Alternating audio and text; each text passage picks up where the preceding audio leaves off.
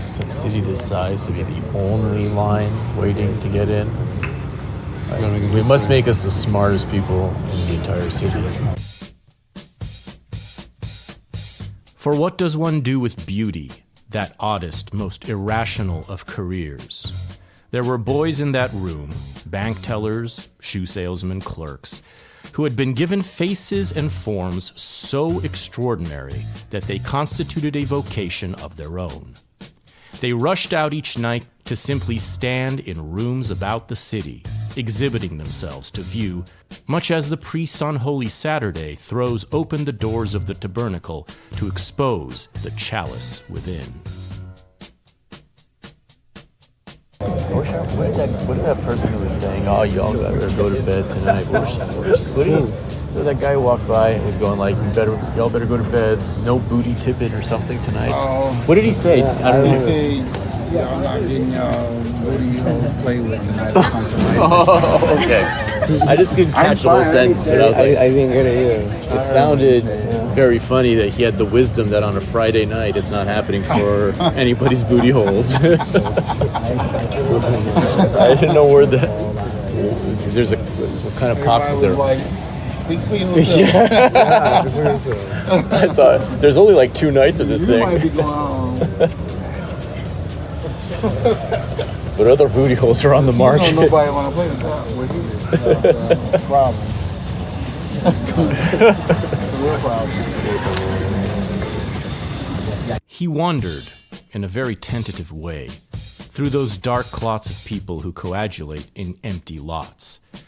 Parked trucks, alleyways, worshipping Priapus under the summer moon. Little wonder that he wandered in these ghostly places late summer nights. He was half waiting to be born. Having vanished from his former life, having shed his previous self with the suits he had left behind in a basement in Washington, he was a ghost, in fact, waiting to come to life through love. He fell in love with people he did not know how to meet. He began carrying around with him the momentary faces of men seen in restaurants, on street corners, in the subways, and fed on their imagined loves as a roach feeds on crumbs. He knew from the looks on faces he surprised by looking up that he too was being stored in other human hearts. Then he might have fallen victim to the great homosexual disease, the sanctity of the face seen and never spoken to. But fortunately for Malone, this hopeless romanticism was not given time to develop further, for he met someone and fell in love. You are listening to Filthy Armenian Adventures.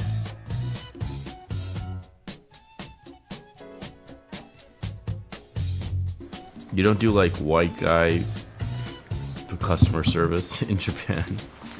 What's white guy customer service? I don't know. It's like, I would think it's something equivalent to like when the Indians pretend to be white on their in the customer service here. Like, hello, my name is Lady Diana. You know, No. like you do that. No, they're all very charmed because, like, they use our company to seem like fancy white people in the first place. So it's like, oh, I'm speaking with this dignified foreigner who knows all the secrets about how to succeed in America. And so they forgive any third world energy about my accent, etc. Oh, I see. That's good. It's good to be forgiving in this world. You know, Indeed. This is a rough life when people aren't forgiving. You said it. Well, you are listening to Filthy Armenian Adventures. This is your host, Alec Mohibian, and it is deep, deep, deep in the night. I am recording at 3:45 a.m. over here in Hollywood while it rains for the first time in the autumn or the summer, I think. It's good solid rain coming down tonight. Maybe you can hear it in the background, maybe not. I'm joined with Zach Langley Chichi of the of I'm So Popular podcast fame. He is in Tokyo where it's also night. We're just all tangled up in night tonight, which is apt for it is the hours of the 12th floor. Indeed. The 12th floor. And we are going to talk about a very peculiar novel called Dancer from the Dance by Andrew Holleran, not his real name. Eric Garber. Eric Garber is his real name. And he created this fake name, pseudonym, in order to be able to continue to cruise in the bathhouses and on the dance floors in New York, even after this novel came out in the 1970s. That seems to be the main motivation, as well as privacy for his family, with which he had a complicated relationship. But this is a novel that is clearly this was like a bombshell kind of thing in literature, because there had never been such a frank gay novel before. There had been gay novels before, but there hadn't been a novel that so graphically and so, not even graphic, I don't think graphic's the word, but so specifically captured the very specific, the very kind of unique cruising nightlife of New York City in the 1970s, which, for all its uniqueness, is not unfamiliar to anyone who participates in that kind of world today. It's actually it's exactly the same, which is why this is an enduring piece of work. And there had never been a novel like this. There had never been anything so blatant, so naked, really, about the homosexual lifestyle in that mode. And so I figured, I've been doing some gay authors recently, from Robert Plunkett to Somerset Maugham. So I figured let's log one, and I'm actually going to write a letter to Mr. Garber to see if he's down. Do you know how many letters I've sent to this man? I have emailed him. I've got his office's phone number. I was reaching out to literary festivals that he was involved in, and I never got any contact from him, which is a pity because he is very famous as an epistolarian icon. But Andrew Holleran is the beginning and onset of my entire life. I wrote my undergraduate thesis about him.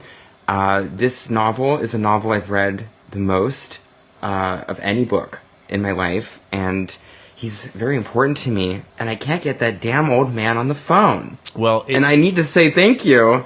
Yeah, I know. Well, if I get him, I've been told Robert Plunkett is a friend of his and a pen pal, and he advised me. If you get him, I'm going on your show with it, and you're not allowed not to. You're totally welcome to. But also, he advised me something that sounds daunting as hell, which is to send a physical letter to the publisher. To the publisher? I never thought to do such a thing. Well, now I have a new Well, avenue. I'll beat you try. to it. Yeah, beat me to it. I might send one out before beat me to it, whatever. We'll see. I mean, at least there's a connection that can potentially be, I can name him. I can name drop Robert Plunkett, and maybe that'll make a difference. And as long as one of us gets through, then it should be fine from there on. I've seen he's done interviews. He's given Substack interviews, for crying out loud, like a few years Yeah, and he was ago. just in the New York Times a few years ago. It's a very different world from his reception, basically up until the 2010s, where he was kind of this superstar of a very specific literary movement, which is that in the 70s in New York, him, Larry Kramer, and Edmund White were all kind of contributing to this very flighty and kind of highfalutin representation of this sudden booming gay world that had emerged in the early 70s. And up until, really honestly 10 years ago, because his books were so homosexual in subject matter, they never really pierced into popular reception. He never received any serious criticism from the mainstream newspapers and literary commentators until very recently, where they have kind of done an about face and started rightfully worshiping this man's books. So it's been very surreal watching him become prominent, because when I was writing my thesis about him, only gay men knew who he was, and now he kind of has a stake with all of these expensive, lavish reprintings of his books. But nevertheless, only gay men know who he is. But only gay men know who he is. Yeah, it's an interesting thing to kind of ponder, you know? Like, unfortunately, only gay men and women, I'm sure, if any such be, I mean, Vera would be one of them, can really read this. It's not something that can be read by anyone else. I mean, yes, a very adventurous, you know, literary straight guy who has no qualms about stuff like this, about gay lifestyle. You know, a friend of mine who's known me forever, he could read this out of curiosity. But it's something that is so insulated from the straight world. It just is, and there's no way around it. And it's sad it's sad because it really does mean that you cannot tell a completely gay story. There are no women in this book. There's 1,000 characters in this not very, you know, short novel. It's like 200 and whatever, 250 pages. So, yeah, it's not long. It's a thorough novel, and it's a very limited plot. It's very much like kind of Lost in Time. It kind of covers 5 years, and they're sort of indistinguishable. It just sort of like captures an era, as we say, as the Zoomers like to say now, a personal and a historical era, which is marked by the fire at the Everard bathhouse and the Everard Bats in New York, the famous Everard Bats, which you've heard Gore Vidal talk about forever. You know, they all sing about the Everard Bats. This must have been a great time, honestly. I know. I'm jealous. That's what I felt when I first read these books. It's like, I want to go there. It's like, sounds like a great time. It sounds like a great time, and I can vouch for the fact that it must have been a great time because as you know from my so-called filthy Armenian adventures of the last few years, I have ventured into such places. It's at such hours when they have been teeming with creatures of interest to the male gaze.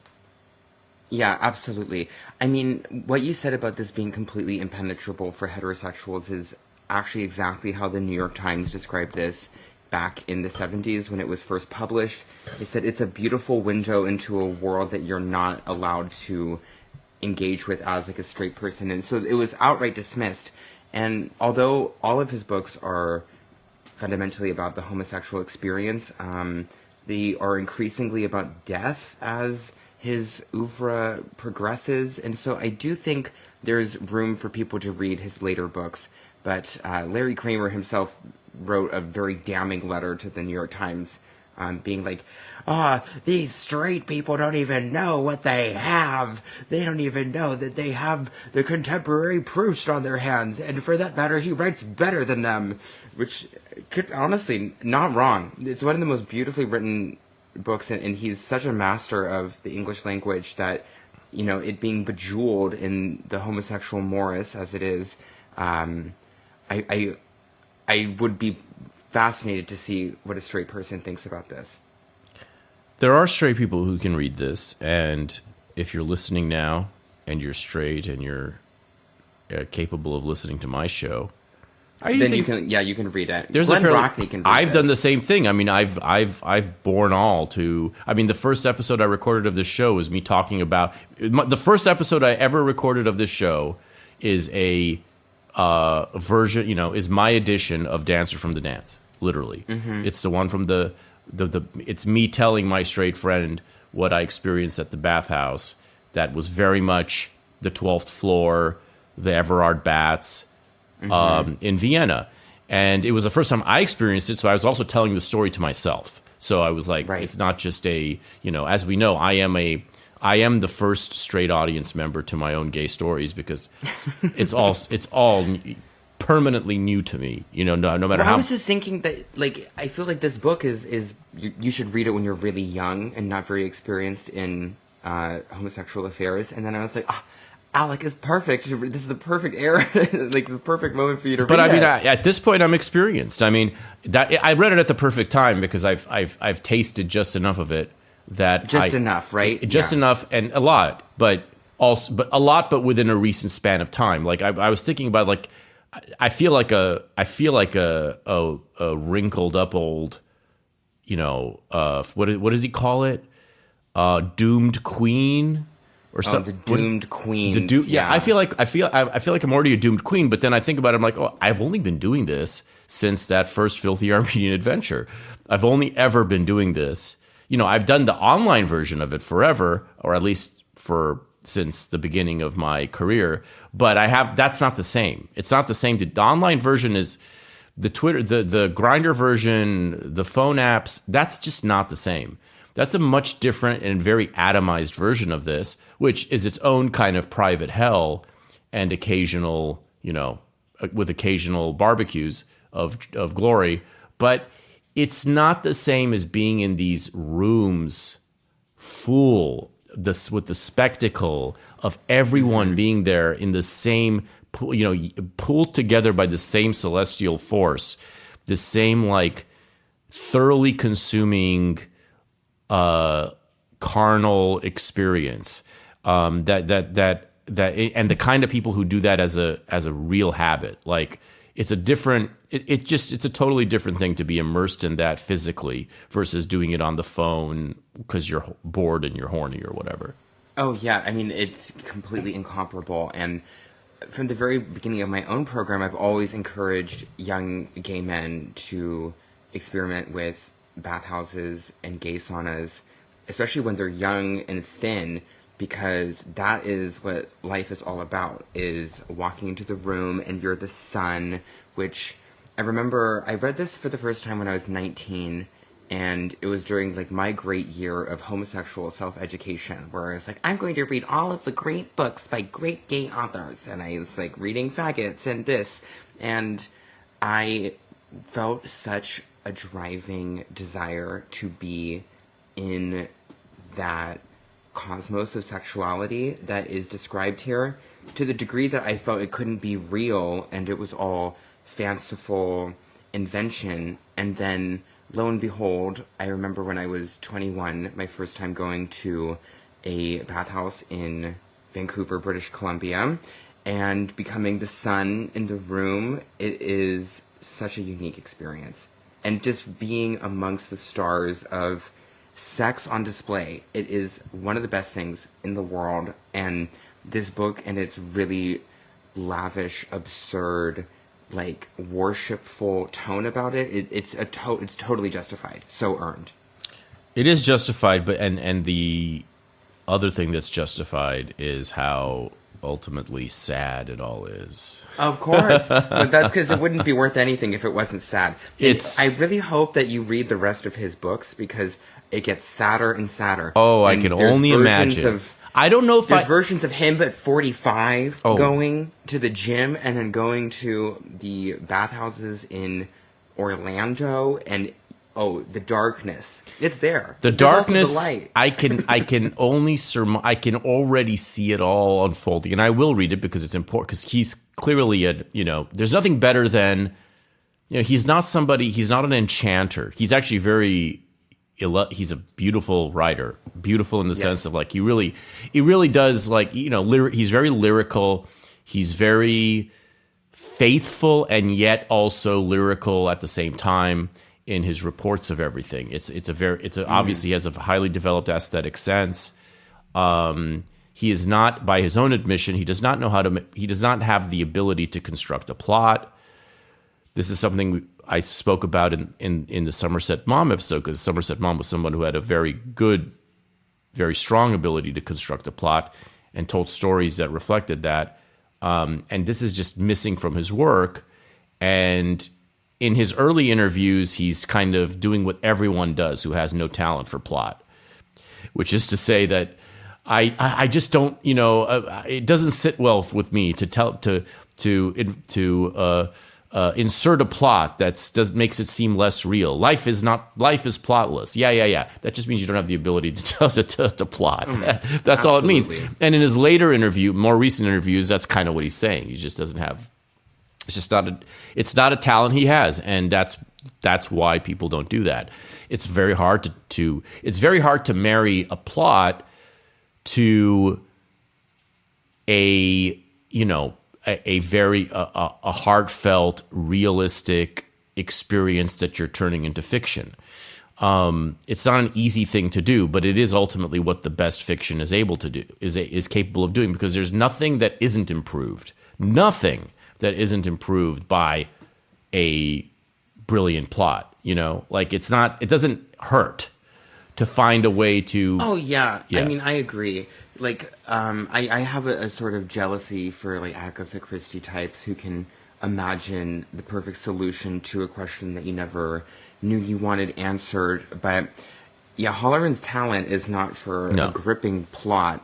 He basically here is just adapting The Great Gatsby by means of Henry James, but not late Henry James. He doesn't get to like late Henry James until the end of his own career. This is like Daisy Miller, it's like The Beast in the Jungle. It's like very on the surface of things. But what's so amazing about him are these like wealth in this novel. I think later in his career he gets much better at like creating like the dregs and horrors of character and individuality. But what he gets here is like the quality of like pop music, which is the whole stratus of a room, and imagining like every moving sexual and social element that comes to create that scene. And so you come away with like this like Gosselin like aura and fabric of what everything smelled and felt and looked like throughout the 70s. And he makes it so emotional and intense. It's like the most involved portraiture of, or like a landscape you've ever seen. It's incredible. It's a great landscape, and I should add that it's for me, and I'm biased because it's very close to home. Mm-hmm. I mean, I guess luckily I've been able to participate in the kind of world he describes. Yeah, because you have abs. Right, whatever. So and you're hot. So I've been able. Well, I barely. But I'm not of the person. I'm not the personality type. I don't fit in with those personalities. Okay, let's be honest. No, I don't either. Because like the circuit queens of today, whole different genre of human being. I envy them. I wish I could live that life, but I don't have the discipline to exercise. You don't wish. No, you don't. You shouldn't. You can envy them because of their.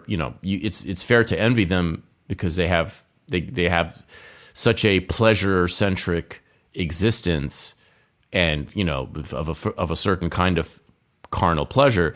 But I wouldn't say that you wish. I don't think that discipline is the real factor here. I think it comes easier for them a little bit, and also yes, it takes a little bit of obviously to maintain takes discipline, but it comes easy for them.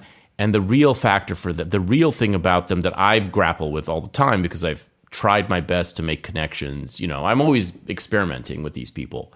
If I'm in the same room with them, if I'm in the same bed with them, if I'm on the same trough with them, or whatever the fuck. I'm always trying to see, like, is there any kind of connection that can be made? One of the interesting things about this book is that one of my partners or encounters in this realm, particularly dramatic edition of encounter, has been with someone who told me he was reading this book. And good. Yeah, and I was like, oh, okay, well, is there, you're always trying to talk yourself into the possibility that there are some brain cells to contend with, and inevitably that doesn't really pan out. Yes. But I'll take what I can get. So the fact that he was even reading this book was interesting. And he's a total character from this book. Like, this is someone who's like the center of attention, blonde, also masculine in a way that has become very scarce, at least out here. Like the other big difference between at least out here, less so in Europe. Europe is better, I think, overall, and probably better even where you are in the East. Oh, of course, yeah. In the Far East, ancient East, in the Orient. But there is this in the 70s, as he says, as he makes clear in this novel and also in his interviews, was a reclamation of masculinity. It was yeah. Everyone has huge strapping chests. He has a short story later in his career called Blorts, which is how he describes the breast of men. I thought that was amazing. So all these men have huge blorts and mustaches and plaid, but it's not like YMCA, like village people, like putting on a show. It's like very like actively a part of the like gender presentation of 70s gay men, and the world has descended into like pink plastic bottom Barbie. It has horrible. It's terrible. It's really bad. And honestly, just a few years ago, I mean, before the libtard, tranny centric 10 years we've undergone, it was still masculine centric. My experience of my earliest years of being a very chaotic and suffering and confused homosexual it was still like the verbiage was still very masculine centric. Everything was about jock, masculine, vada. It was very, very, very seldom where it was anybody femme, unless they were specifically seeking that as a masculine person. Masculinity still held sway, even up until like 2015. 2016. Yeah, I think 2015 is about the time that it started moving. And yeah, everyone is just like cinephile, thong-wearing, faggoty, whining, high-pitched voice, femme boots, also fat, which is fine, whatever. But I mean, it's gotten really bad. I stay in Japan is because the men make an effort to be masculine here. Like, right. I can't help it. Well, especially, yeah, I don't know. Like, it's bad. It's really bad as a whole. You can still find the good stuff, but the good stuff. It's like it really sticks out. Wagyu beef. It's very difficult to get your hands on. Yeah, right. Getting a masculine homosexual in your bedroom is one of the most extraordinary and debasing tasks. And it's funny because like all of these takes a lot of money. It takes a And I'm broke and like hectic, so it's like I'm not dragging any of them in unless by accident mostly. But it's funny because in this book they all are masculine, but they are still constantly reaching for this pinnacle of capitalized masculinity and wrecking their lives over its absence. And I was just thinking this must be like my 8th or 9th reread of the book, but I was just like, I feel every single emotion from this persists, 50 years later. It's all exactly the same. Nothing has changed except people have less fun and aren't as hot. Yeah, it's exactly the same. It's exactly the same. It's a life that is exactly the same for those who are immersed in it. And, there is the difference is that it is possible in our current day. And he implies that it was possible then, but because most of a lot of the people were just normal people who would go to the 12th floor. But but it's implied that there was like, that's all they cared about. It was like, right. And back then there's no phone, there's no other bullshit. So why wouldn't it be all you care about? If you're working at a bank in 1972 and you're secretly gay, secret to your family or whatever, and you're living in New York, why wouldn't the 12th floor, why wouldn't the dancing at the night be the only thing on your mind? It's so much more intense and spectacular than any other thing you could possibly do, even if you're managing to hold down a normal life during banking hours. I do. And it also gives them like the room to like read and be cultured. Like all of these people, despite like being like fisted, pissed on, raped on the shores of Fire Island, you know, they're also like reading Schopenhauer and like there's a lot of that. Referencing like classical music and opera. That's done. Now that's completely done. And that's honestly, done. It sounds like who cares? It sounds like, well, R.I.P. You know, good riddance to all that. But no, in reality, that's a huge subtraction. The fact that gays are retarded now. Talking to a well-read, hot guy in the 70s who is like the most like disgusting creature from this book, they'd probably be hotter than guys look now. And they would be well-versed in culture and, like, interested. It's tragic. Yeah. I mean, it sounds ridiculous harkening back for the 70s because, obviously, things go so wrong. Like, well, they go terribly wrong. They go terribly wrong. And they go wrong even in the world of the book, too. So. Well, it's a prophecy of AIDS, but but the AIDS was just the specific... AIDS was just like the vessel in which the fallout came and the punishment came. Mm-hmm. Could have been any number of other things, and it was basically like if AIDS didn't exist, we would have had to invent it. If AIDS didn't exist, Reagan would have had to invent it. Oh no, seriously, because I mean, if this society that is so perfectly envisioned in this novel were to like win and to, you know, become just to let it go untangled, it would consume the world and the planet would die. It's impossible. I mean, it's impossible. Yeah, it's clearly an all-consuming fire, and it's quite apt that the book ends in a fire, which was a real fire that killed 9 people at the Everard Bats and destroyed that institution forever. And it appears in all of these books, by the way. Like every single one of the gay authors, Kramer, White, I think even Hollinghurst mentions it in Swimming Pool Library. Like literally everyone talks about this fire. Someone should make a horror movie set in the Everard Baths.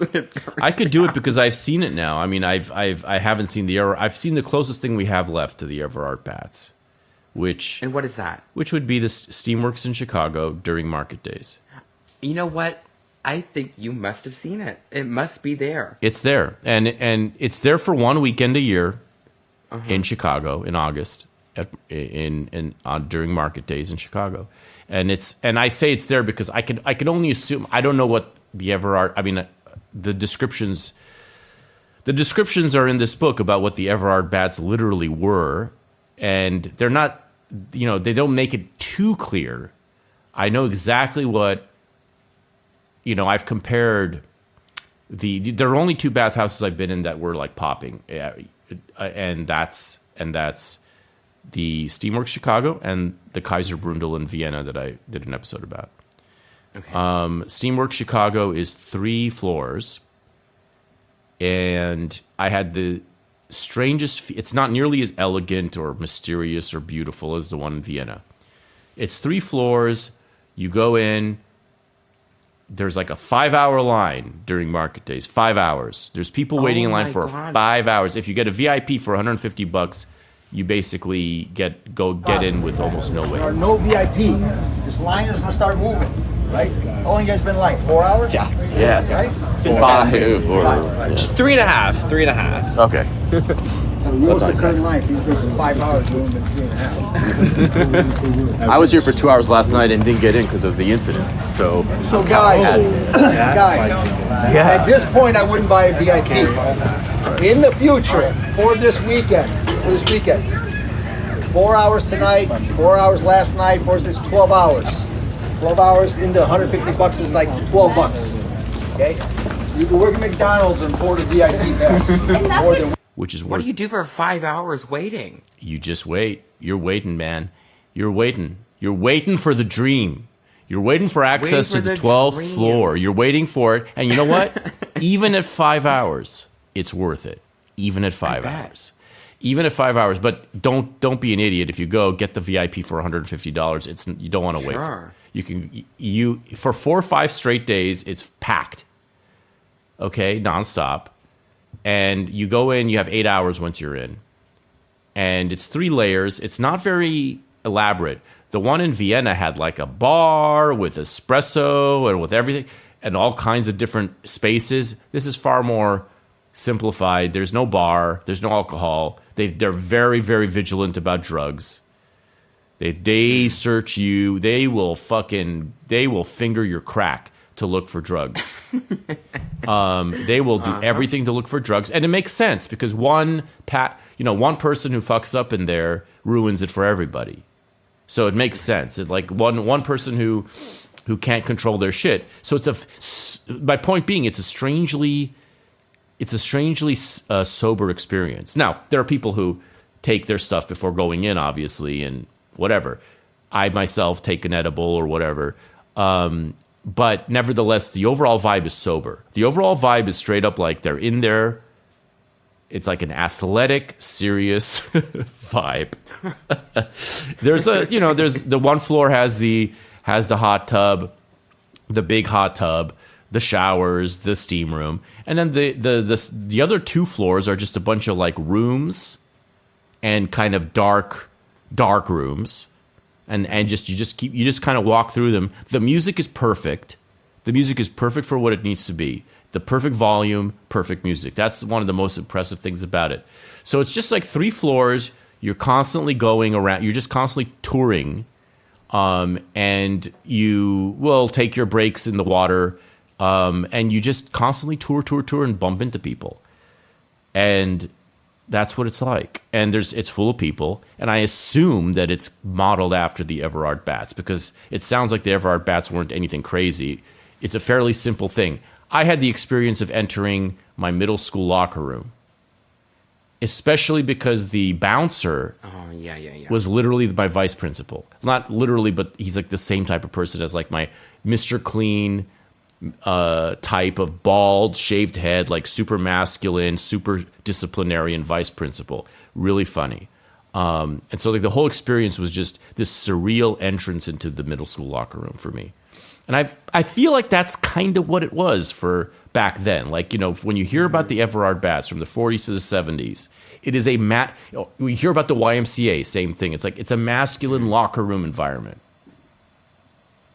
Yeah, I think you're right. I mean, my experience in cruising locations recently, I haven't been in ages, but I used to like do like old school cruising, like at the parks and stuff in Tokyo, because those are still really popping. And that was really fun. Parks are gone here. There's no more parks. Yeah, that's got to be gone, gone in America for sure. But yeah, there used to be a park that was within 20 minutes walk of my first apartment in Tokyo. And, you go after midnight and there are men walking around and making eye contact and waiting along the fence. And you can go and wait on the fence yourself or go do something to those waiting on the fence. And I was so fascinated by this experience of cruising because it is kind of this like strange, like you said it was like athletic and like kind of middle school locker room for you, but for me it was like quite religious. I felt like it was very Catholic, not that I'm into Catholicism whatsoever, as we all know, but it's like all sorts of like sanctified rites and misinformation and like blinking and asking for permission and trying and the communion or whatever. And it's going to sound ridiculous and so sacrilegious, but I do feel like it is, as this novel points out, kind of a gesturing towards God on earth. Because all of this book kind of works towards this like very religious conclusion where they discuss in great detail like God in its humanist beauty is entombed within manly flesh that can not ever reach its like full sublime potential. And I feel like groping around in the park or a bathhouse is exactly what I'm doing with that. And maybe I feel that way because I read the book, but no, that's it's true. It's true. That is what it is. It's one of the harshest kind of things to confront about that whole exercise. Is that it is religious. It really is. It's in the sense that in the very like just pure pragmatic sense, like not in the very unspiritual sense, it's religious. It's a custom. It's like a ritual. It's a ritual with all the rules. It's like technically religious, and it does have the rules. there is worship involved in a very, again, technical, very obvious sense. But there is communion. There is a selflessness to it. There is a kind of getting abandoned in the whole, kind of like losing yourself in that whole, in the church of this church of lust. And so it definitely raises conflicts with me intellectually, because when I'm in that environment, I'm like, what am I really doing here? Am I worshiping a false god? Am I worshiping at all? Am I doing it? What I would excuse it to myself, especially since I've only been doing it a handful of times in the last few years. I've made my justifications and rationalizations of it. I've attempted to reconcile it with my deepest spiritual beliefs and values. But do you feel like you're defacing God when you're cruising? I don't feel like I'm defacing God when I'm cruising, because I feel like, I'm not that kind of I'm not a religious person in the sense of constantly stepping on God's toes. I'm not that kind of person. I'm just not that. That's just not my thing. I'm not Catholic. I'm not raised Catholic, so I don't have the sense that I'm constantly at all times stepping on God's toes, souring God, stomping on him with my high heel. Yeah. I don't have that. That's not my relationship with God. My relationship with God is very different from that. It's not that I'm constantly, irritating his asshole. It's like, it's a different type of relationship I have with God. I don't feel that God is such a prickly queen that the Catholics make him out to be. She is. I don't have that feeling. It's not that I'm not saying that it's not textually, theologically the accurate thing. I just don't have it. It's not in my blood. It's not in my blood that he's that prickly and he's that queeny. That's just not in my sense of him, because I experienced him as a very visceral and very physical experience when I was 26, even I guess a year after I started gay shit. So they're connected to me in a way. Mm-hmm. When I'm completely in the throes of that vibe. When you're gooning. When I'm gooning, Just kidding. Yes, when I'm whatever the physical version of, whatever the non-gooning version of gooning is. Yeah, whenever it's the one other party involved. One other party, or just seeking the other part. There's a lot of elements. I mean, I described it in that first episode. I've described it like a few different times. I've tried to analyze all that goes on. There's a lot of funny stuff that goes on. There's a lot of, there's a lot of humor. There's a lot of etiquette. What I noticed most of all was that people behave better than you would expect them to. This is not like people being assholes. They're not assholes, actually. There's a lot of positive behavior if you just judge it as behavior. You know what I mean? There's generosity. There's etiquette. There's certain rules. Yes, there's a certain cold brutality of rejection. Of rejection. Of going for the one that you want and they walk away after you put your hand on them. Brutal. It's horrible. Well, the worst is you rejecting them. Murdered. The worst is, I hate. The worst is you having to reject because you're not Mr. I'm too lazy. Because you're not an angel. You're not angel. So that's the hardest part. Being rejected, you can get used to that. I mean, honestly, unless you're really a pussy. But being a rejector is the hardest part. Hard. Yeah, because what happens to me whenever I'm cruising is usually after I stake my claim and have had enough fun, I'll because the bathhouses in Japan have beds in them, right? They're laid out on the tatami floors. Some of them are in bunks, and I'll find one that's open and I'll crash out. And then eventually, while I'm sleeping, people will just come over and try to, make it work with whatever drunk organ is still attached to me, for lack of a more beautiful turn of phrase. And I can never say no. I just let it happen. Drunk organ sounds very Catholic to me. That's a very Irish Catholic drunk phrase. Organ. The drunk organ, No, but it's I was thinking about this because it's there's something very animal and carnal about cruising where there's it's because it's silent as well. It's very quiet. That's the other beautiful thing. Yeah, no one's yapping. You're one's not yapping. like, hey, mister, you want to come over here and have a piece of this lily white pie? It's like nothing like that. It's I'm like, the biggest it's just fucking mouth in the room. I'm the not in the room, but like after we've, gone no off. surprises there. No surprises there. I will talk their ears off. Like if we go to the, like afterwards, not before, but. No, it's amazing, but it's because you don't have like the constant hassle of language and bargaining and deciding who you are based what you think and what you're saying and who you're presenting as, and it's just mere touch in the dark. It's like hunting. Well, it's and being hunted. It's great. It's also just as I think I made these certain points. I'm trying to remember the kind of points I made, but one of them was it's very democratic. Mm-hmm. It's a very democratic experience. Like status is meaningless except for the status of beauty. Obviously, beauty. That's the one status that fascistically reigns. But even that has exceptions because even there are beautiful people who have a very wide range of tolerability, and they will sleep with it. There are others who are completely the opposite. Most of them are completely the opposite. But it's still so. It's really interesting to observe how it operates in those places. It's really interesting to see how somebody who brushes you off earlier in the night can be won over toward the later in the night, simply because of your simply because you misimagined it. Your attitude is different. So many things can be different than what you expect. There's so many twists to the human. There's so many twists to this human puzzle. It's interesting. There's so many things that are foreshadowed ahead of time.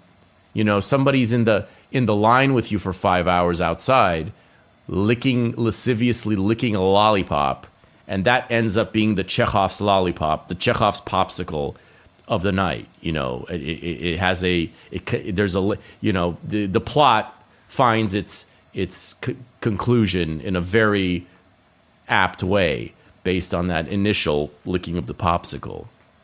Stuff like that. Yeah, and this book is so funny too because it has all of that in play, where it's like there is no plot, but the plot is like what you feel and find about other people and the size of their genitalia and what kind of fetishes they have and how you relate with them sexually when you are because the discotheques, right? This is another important part because it's not just the baths that are the setting of this book. It's also these clubs on the 12th floor where you and like random Egyptian women and every man you've ever seen across the bar are all lodged in this room together, and like the plot is like what you find out about how these people reveal themselves in relation to you. So it's kind of like this translation of carnal experience like into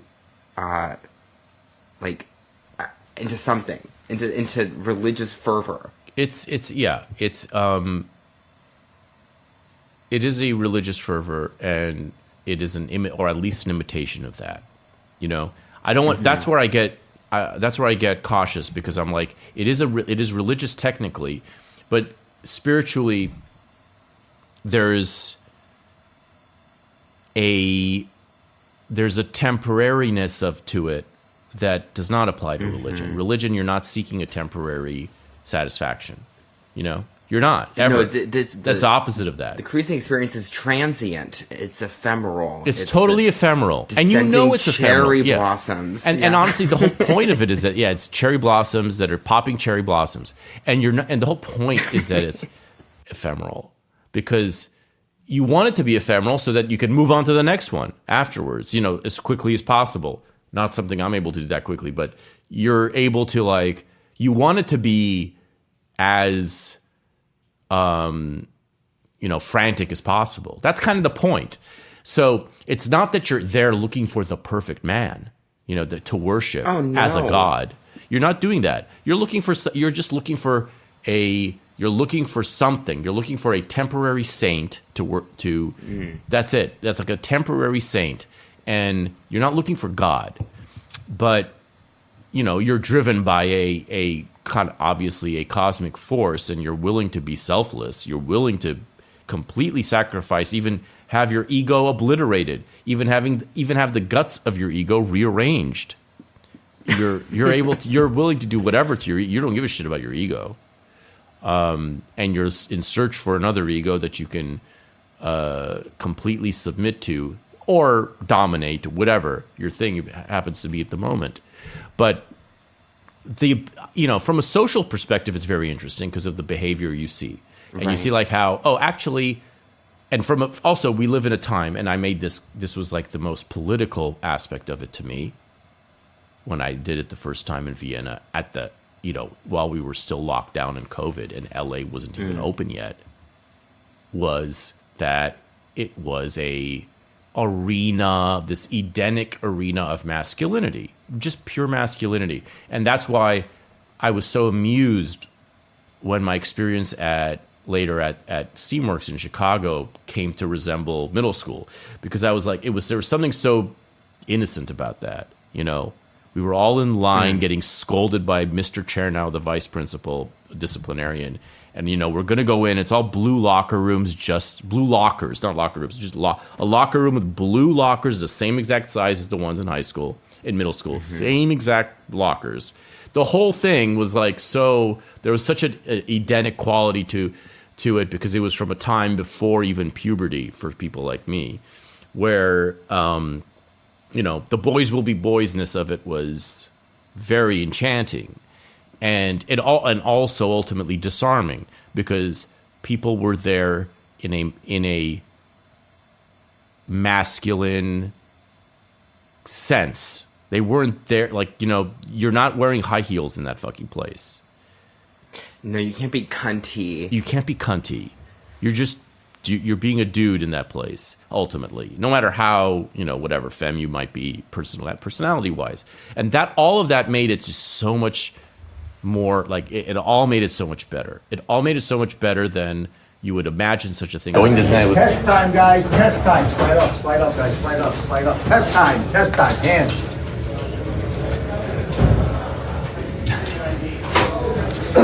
Okay, that is an ID. What else do you need in your hands? You're paying for this. Thank you very much. Thank you. Right behind you. Thank you. Such a kick. This guy is such a kick. I'm also paying for this. Yeah. That show, right hand side, guys, right hand side. Lo siento. Gentlemen, right hand side. Yeah, right. Gentlemen, stop. No talking, no anything. Two things, locker membership, right? Put those on. Put them on, do something. What are you supposed to have in your hands right now? Thank you very much. Stand right there. What are you supposed to have in your hands? That's it. That's all you gotta do. Save the talk for inside. Yep, put them away. No looking at stuff, no wasting time. Get ready. Especially right here. You ready? No wasting everybody else's time. Okay. Hands, right? Both it inside. No joking around, no wasting time. Not 2 seconds. Okay? There's hundreds of people behind you want to get in. Yes? Perfect. Thank you. Thank you, gentlemen. Thank you. Straight up, Mr. Chernow. Straight up, Mr. Chernow. Gold star for that interaction. Unbelievable. You know what a trippy thing is? He reminds me dead on of my middle school vice principal. He's like physically, he's the vibe, everything. The whole role he's assumed here. That is who he is for us right now. Yes. He is our vice principal. It is. The disciplinarian, of discipline. It's amazing. And it's like freaking me out almost how on point it is. I didn't even realize this last night. It only occurred to me today. I was like, why am I denying that he's literally? I don't even know that it's not the same guy. Like maybe if I talk to him, it'll turn out he used to be a vice principal. Actively a middle school vice principal during the school year, Right. or at least a retired one. Something. He could straight up be I mean, it would have been, it's a very odd career trajectory, but he's about the age that mine would have been now, kind of, it looks like, more or less. Certain moves. Certain moves are just, yeah, they make sense. I mean, they have a mystery to them that we'll never be privy to. I'm tired now. It's not about knowing why, it's just about knowing it is. Yeah, exactly. You just have to acknowledge its existence and proceed. The lust for logic can be more dangerous than the other kind of lust sometimes.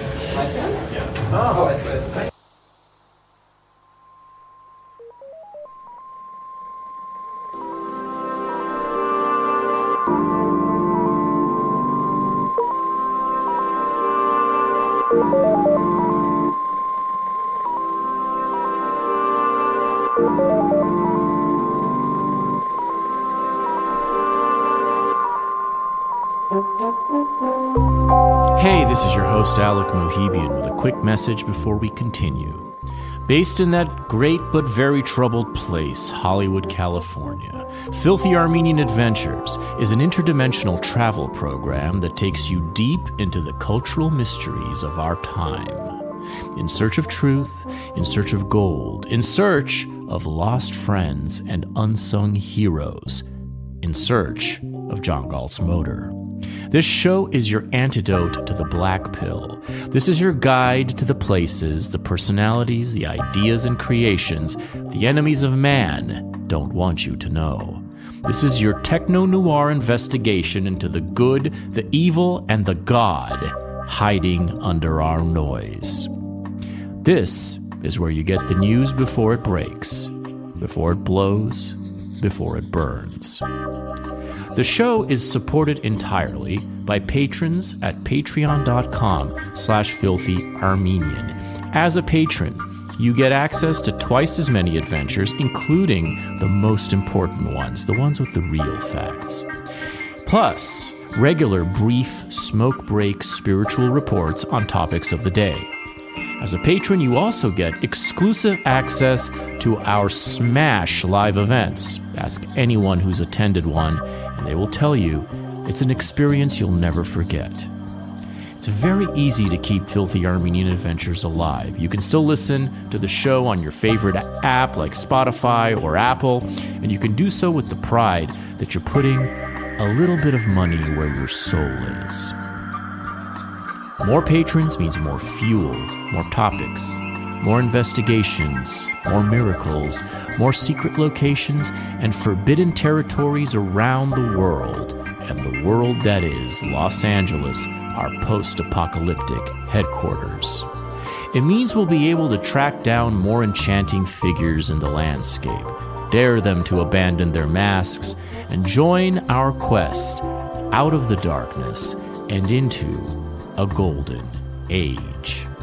Patreon.com/filthyarmenian. Thank you for being one of the good ones, and enjoy the show.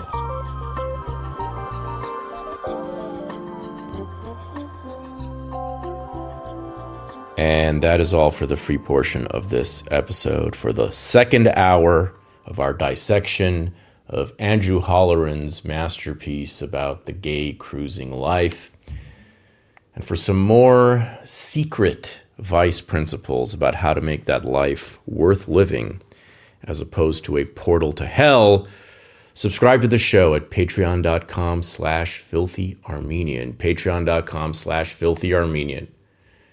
And of course, as a subscriber, gain access to the original Filthy Armenian Adventure about the modern version, the post-COVID version of the darkroom life. That's episode 16, Perversity in Vienna. As well as episode 92, A Bullet in the Garden. This was the third gay cruising expedition, and it's done with the help of Mr. Holleran and this great 1970s novel, which we will continue to dissect on the other side of the paywall. Thank you for listening, and see you there.